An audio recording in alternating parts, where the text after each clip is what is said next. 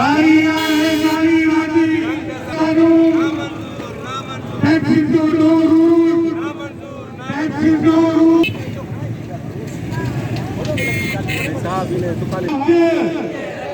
असादो हक सूफिया नबी से केडेरो फोटो केडेरो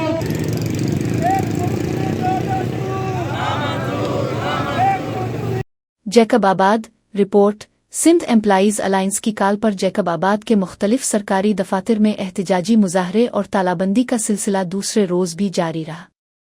इस दौरान डीसी ऑफिस के बाहर मुलाजमीन ने धरना दिया और भूख हड़ताली कैंप कायम किया।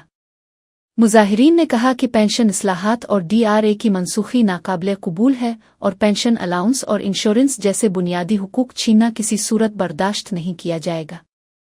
उन्होंने विफाक की तर्ज पर डिस्पैरिटी अलाउंस समेत दीगर जायज़ मुतालिबात की भी मंजूरी का मुतालबा किया। मुजाहिरीन का कहना है कि 23 से 27 सितंबर तक सिंध भर में सरकारी दफातर बंद रहेंगे और तहरीक के अगले मरहले में 6 अक्टूबर को कराची में बिलावल हाउस के सामने धरना दिया जाएगा। उन्होंने ऐलान किया कि अपने हुकूक के लिए आखिरी सांस तक जिदोजहद जारी रखी जाएगी।